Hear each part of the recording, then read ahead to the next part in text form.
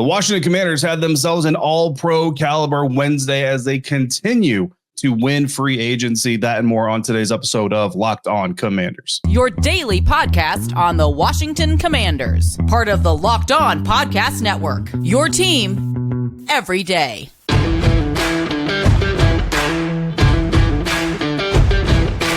And welcome into this episode of Locked On Commanders, your daily podcast covering the Washington Commanders, part of the Locked On Podcast Network, your team every day. Thanks so much for making Locked On Commanders your first listen of the day every day. And don't forget that you can subscribe for free on YouTube or wherever you're listening to this podcast. And you can continue this conversation with me by becoming a Locked On Commanders insider. Go to joinsubtext.com/LockedOnCommanders to sign up today. From there, you'll get news, analysis, insight, one-on-one conversations with me. Sometimes you'll get little nuggets from me dropping in the middle of concerts, as what was going on Wednesday night with the insiders. Appreciate all their support as I was trying to mix some family time during a very busy time of the season. No hashtags, no apps. All you need is your phone and your text messages, and you and I can converse one-on-one. Again, Locked On Commanders insiders. Go to joinsubtext.com/LockedOnCommanders to sign up today. I'm David Harrison, credential member of the media covering the Washington Commanders for CommanderCountry.com, a part of Sports Illustrated's FanNation, and I'm here with you every Monday through Friday,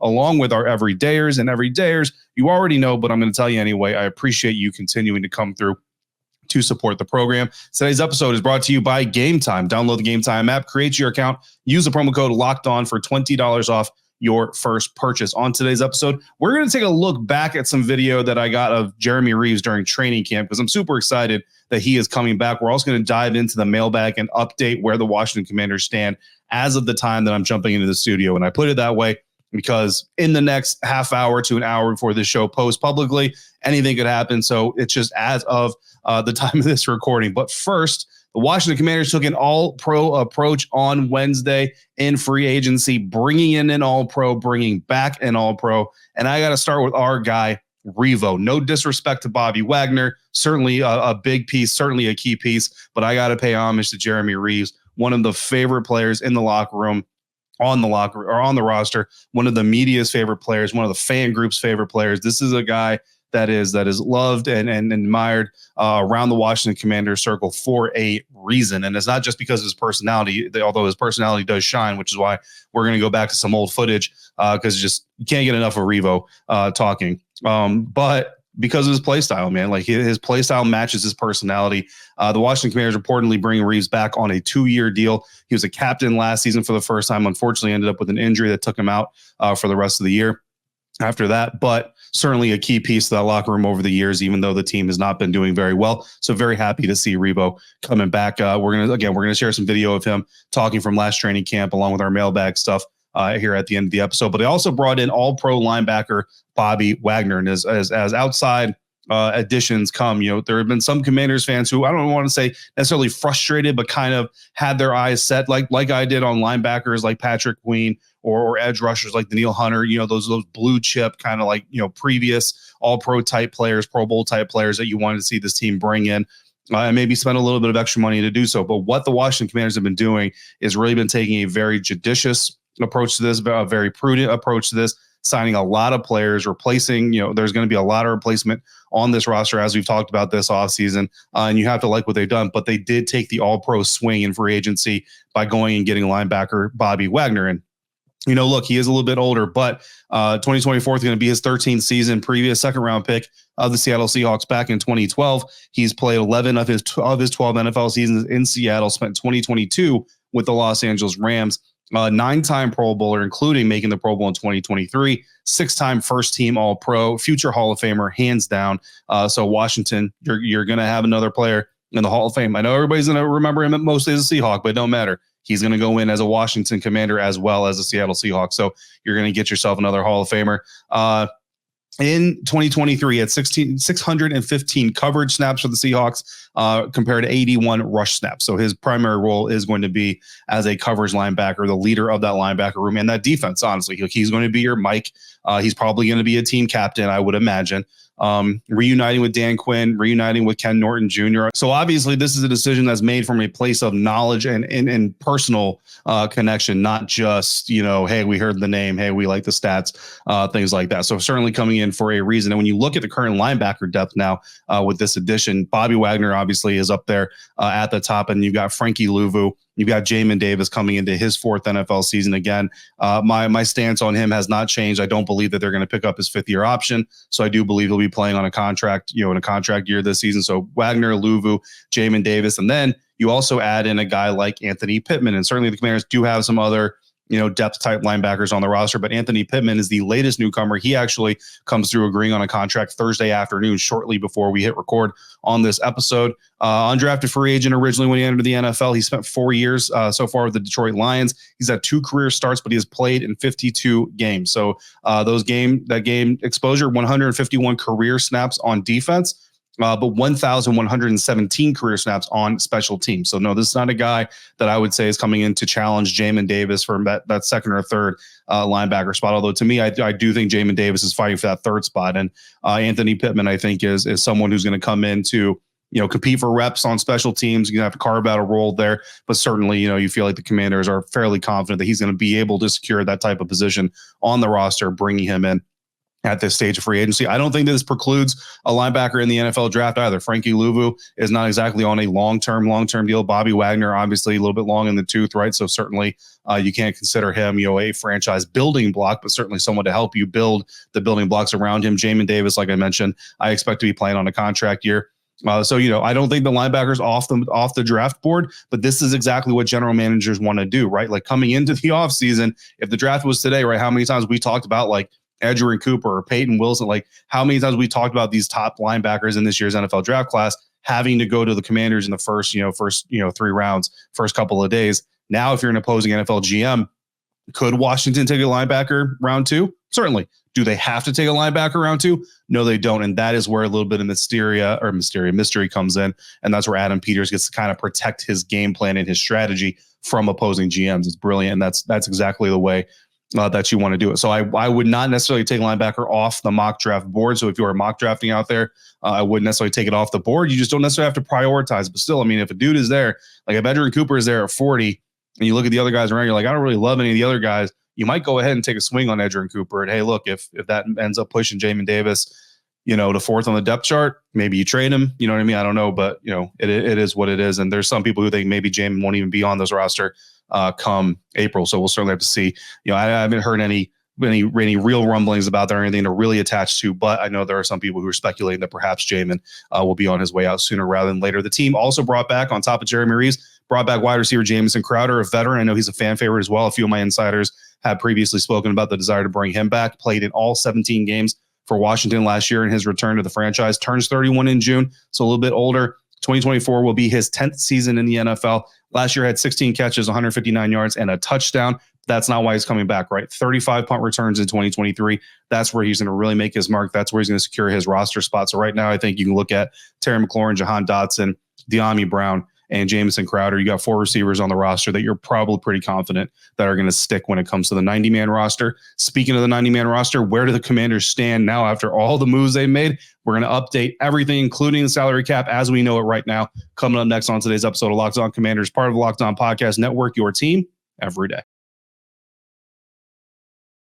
And today's episode is brought to you by Game Time, who says you shouldn't have to worry when you're buying tickets to your next big event. And Game Time is the fast and easy way for you to buy tickets for your sports, music, comedy, and theater events near you. They've got killer last-minute deals, all-in prices, views from your seat, and the best price guarantee. Game Time takes the guesswork out of buying tickets, so you can just focus on finding those last-minute tickets, flash deals, zone deals, all kinds of stuff to make it easy for you to find and buy tickets to anything going on in your area. Game Time is the only ticketing app that gives you complete peace of mind with your purchase. And Game Time has deals right up to the start of most events and even an hour after some of them start. So it is the place for you to find last-minute seats if you suddenly find yourself with an evening open or a little bit of extra cash that you want to spend. And the Game Time guarantee means you're always going to get the best price. So take the guesswork out of buying tickets with Game Time. Download the Game Time app, create your account, use code LOCKEDON for $20 off your first purchase. Terms apply. Again, create your account and use the redeem the code LOCKEDON for $20 off. Download Game Time today. Last minute tickets, lowest price guaranteed.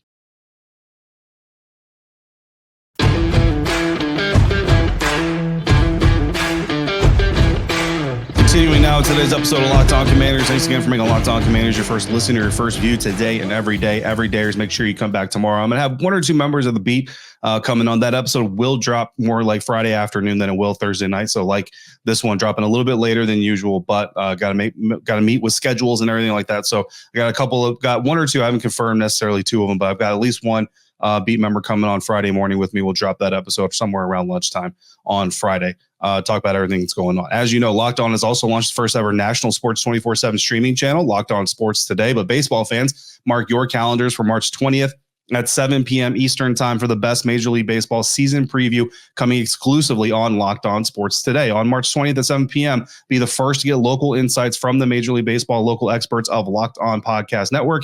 Find it on March 20th at 7 p.m. Eastern on the Locked On Sports Today 24/7 streaming channel on YouTube, or for free on the Amazon Fire TV channels app. So now we're going to dive into the Washington Commanders, the moves that they have been making. Seems like just yesterday they had brought in like 12 dudes. Now we're up to 16 guys between signings and re-signings. So your external free agents, I'm going to run through these, try to keep up. You don't have to necessarily keep up, but tight end Zach Ertz, defensive end Dorrance Armstrong, center Tyler Biadasz, linebacker Frankie Louvu, running back Austin Eckler, kicker Brandon McManus, guard Nick Allegretti, defensive end Cleveland Farrell, quarterback Marcus Mariota, defensive end Dante Fowler, long snapper Tyler Ott, safety Jeremy Chin, linebacker Bobby Wagner, linebacker Anthony Pittman, re-signing safety Jeremy Reaves, wide receiver Jamison Crowder, and that is only as the time of this recording. Hopefully I said all those names right. Insiders, we've been laughing about me mispronouncing names all week long. It's not out of disrespect, folks, I promise you.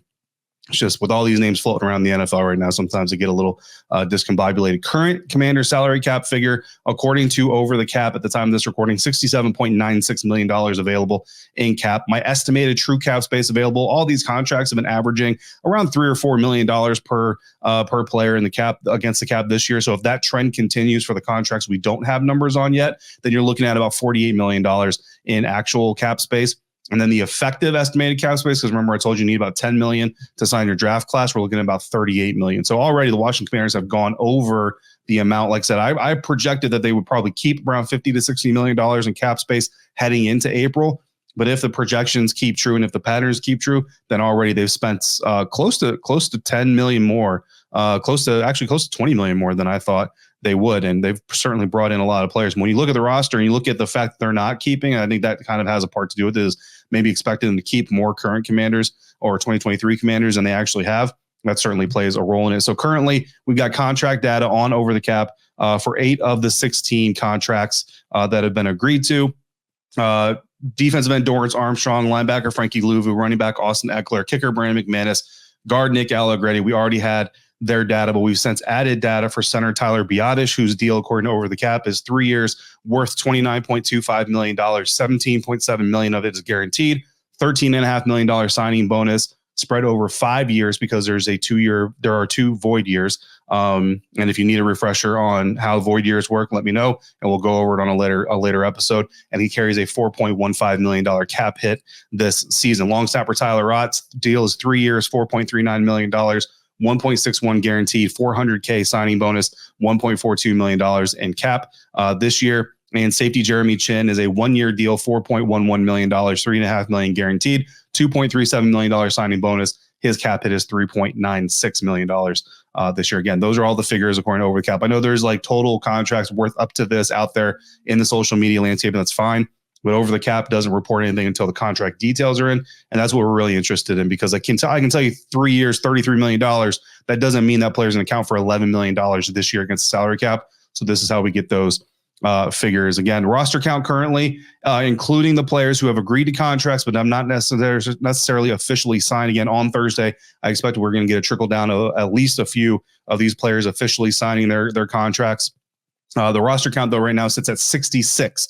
You add the 9 draft picks that the Washington Commanders have, you're at 75, which means this team has to add about 15 more players via free agency before or after the draft in order to hit the 90-man roster limit. I do have a question in the mailbag asking about when they have to hit that 90-man roster limit. I don't know that information off the top of my head, so I am going to have to research that for you guys and get back to you on a later episode. Speaking of questions, we're going to open up the mailbag. So that's where we sit right now. The Washington Commanders still need about 15 dudes. I think you could probably look at 8 to 10 undrafted free agents typically coming in after the draft. I think that's a pretty solid number for some teams. So I still think you're going to look at about 5 to 8 players brought in as free agents, not necessarily this week, but in the coming weeks leading up to the NFL draft. So we're going to open up the mailbag here, and we're going to start with Keith. Keith asked, what tackles are still out there as a mailbag question? So again, we look at this entire list of players, and we are going to do a depth chart update here on Monday when we get ready for our next mock draft Monday. But you got multiple edge rushers, linebackers, special teams guys, offensive linemen, tight end. You're bringing back a receiver. You got some DBs in the group. So a lot of needs have been addressed by the Washington Commanders, but perhaps the biggest need that the Washington Commanders haven't addressed yet, offensive tackle. And right now, if you look at the NFL's top 101 free agents or whatever it is, they keep that thing pretty well up to date. At the time of this recording, the five top offensive tackles available in free agency are Tyron Smith, the veteran from the Dallas Cowboys organization, Trent Brown, the veteran from the Patriots organization, Josh Nijman out of the Green Bay Packers, Josh Jones from the Houston Texans, and Donovan Smith from the Kansas City Chiefs. Now, Tyron Smith, Trent Brown, and Donovan Smith, I believe, are the 3 oldest. Josh Nijman from the Green Bay Packers, Josh Jones from the Houston Texans, a little bit younger, still kind of looking to prove themselves a little bit. So potentially guys you could bring in. And I don't know if I would hand them the job per se, but certainly could potentially come in and compete for playing time or for a job. Tyron Smith, I think if you bring him in, you're bringing him as kind of your bridge left tackle, if you want to call it that. So again, that doesn't necessarily take left tackle off the board for a first round pick, but probably, you're probably looking more second round, pick number 40 or something like that on offensive tackle. Trent Brown, I think, is in the same situation, not as old as Tyron Smith, but certainly a veteran over the age of 30. You're probably looking to him as more of a stopgap than a long-term solution. And Donovan Smith, look, I know Donovan from his time playing with the Tampa Bay Buccaneers. Good dude, good locker room guy, right? Never heard any complaints about him there. But I'll just tell you this, he's a 2-time Super Bowl winner, and there's a reason that he's still a free agency past the first wave of signings. So I'm not saying he's, the worst, left tackle in the NFL. Certainly leaves, a lot to be desired. Some of them blown tackles or some of the blown blocks, some of the penalties that you all saw and got frustrated with from some of the other tackles you see on this roster. You're going to see some of those with Donovan Smith as well. So again, I mean, you look at the current roster, he's certainly better than anybody that's on the current roster for left tackle, but definitely not someone that I would consider a long-term solution. So, again, wouldn't hate to catch up with him again. Certainly a good dude, like I said. But I think if I had my choice, I think you guys all know that, and most of you will agree, Tyron Smith from the Dallas Cowboys, he's my option. He's my choice. I'm probably signing him to a 1-year deal. Might have to pay a little bit more just to get that 1-year deal down. But again, all your 1-year deal money comes free again next year. So you add that to next year's salary cap and you're good to go there. We're going to hear from Jeremy Reaves. Again, this is older footage just because I'm super excited to have him back. I want to refresh everybody's memory of what it is that brings Jeremy Reaves so much attention, just his approach to the game, the way he views the game, and you can just kind of hear the confidence and the leadership ability exude from him when you speak to him. So I'm going to share a couple of older clips of him from last year's training camp session. Still think it applies just because of that. And then we're also going to answer another mailbag question coming up next on today's episode of Locked On Commanders, part of the Locked On Podcast Network, your team every day. Today's episode of Locked On Commanders is brought to you by Robinhood. Did you know that even if you have a 401k for retirement, you can still have an IRA? Robinhood has the only IRA that gives you a 3% boost on every dollar you contribute when you subscribe to Robinhood Gold. But get this, now through April 30th, Robinhood is even boosting every single dollar you transfer in from other retirement accounts with a 3% match. That's right, no cap on the 3% match. Robinhood Gold gets you the most for your retirement thanks to their IRA with a 3% match. This offer is good through April 30th. Get started at Robinhood.com/boost. Subscription fees apply. And now for some legal info. Claims as of Q1 2024 validated by Radius Global Market Research. Investing involves risk, including loss. Limitations apply to IRAs and 401ks. 3% match requires Robinhood Gold for 1 year from the date of the first 3% match. Must keep Robinhood IRA for 5 years. The 3% matching on transfers is subject to specific terms and conditions. Robinhood IRA available to U.S. customers in good standing. Robinhood Financial LLC, member SIPC, is a registered broker-dealer. All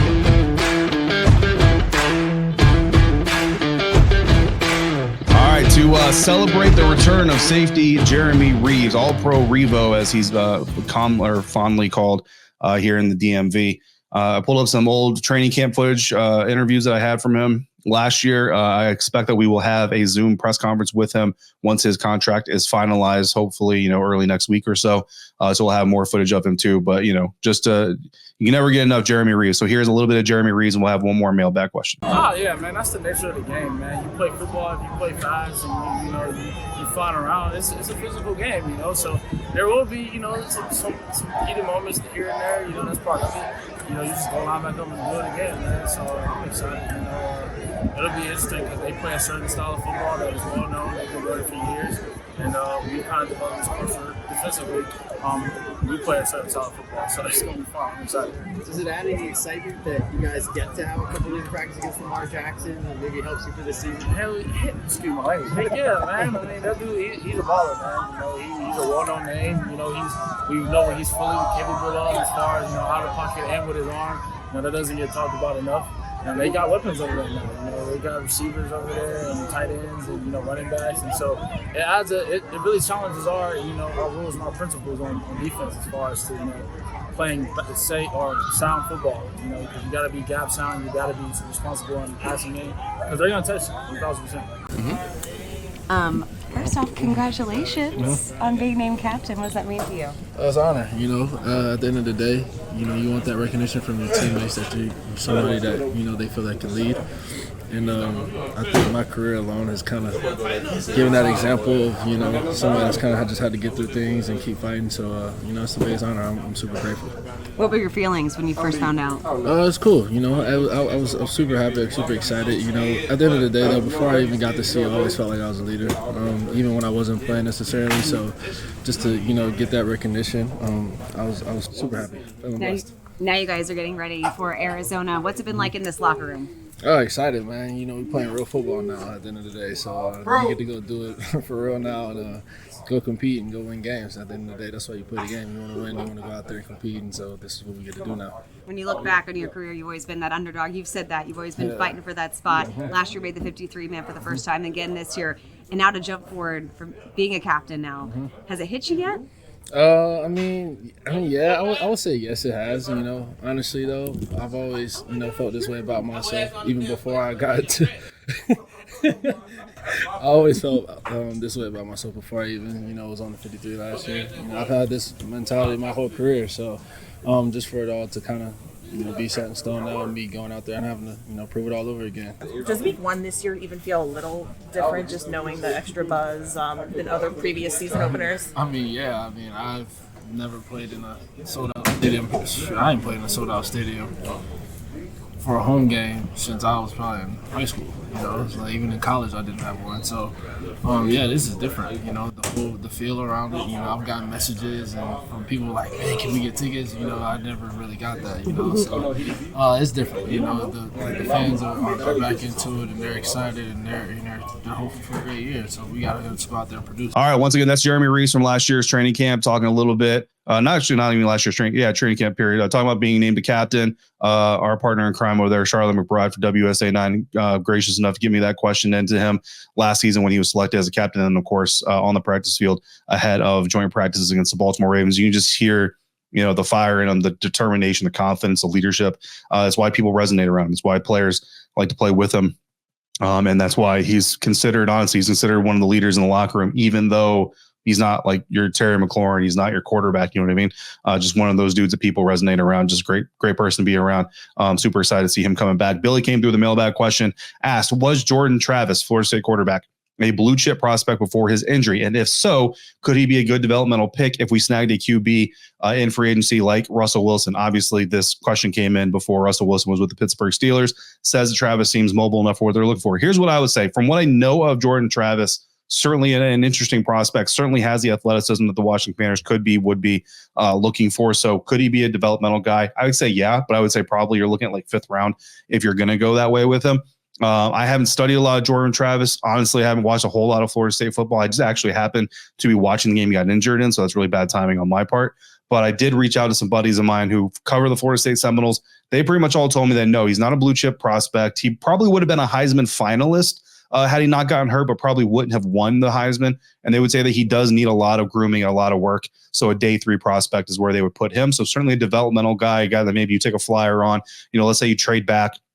Maybe you add an extra 5th round pick and you use that extra 5th round pick on a guy like him. Wouldn't hate it, at all. And from what they're telling me, like personality wise and all that stuff, not a guy that the team's gonna have to worry about, not a guy that's gonna go out there and cause a lot of problems. So certainly Jordan Travis could be a target. We'll see what the Washington Commanders decide to do. We'll see if that fits in our plan as we go through these mock drafts in the offseason, but certainly an interesting prospect to keep an eye on. And you never know. Maybe the next Brock Purdy, maybe the next, Tom Brady is always a 6th round, day 3 quarterback that everybody talks about. Every quarterback is drafted on day 3. They're like, remember Tom Brady got drafted in day 3. Now you got to add Brock Purdy to the mix. So great question, Billy. Appreciate you. Appreciate you all for coming through again. Come back tomorrow. I'm going to have at least one fellow beat reporter on the show. I got to see if I can secure another one. If not, we'll just roll with one. It's fine. But in the meantime, you got questions or comments, throw them down in the YouTube comment section or text me directly by becoming a Locked On Commanders insider. Join subtext.com/Locked On Commanders. Don't forget, make sure you check out Locked On Sports Today, the first ever 24/7 national streaming sports channel on YouTube. As always, thank you for making Locked On Commanders your first listen of the day, every day. Thanks for coming through like you do. Until we speak again, if you're out and about, please be safe, be kind, and I'll see you next time for another episode of Locked On Commanders, part of the Locked On Podcast Network, your team every day.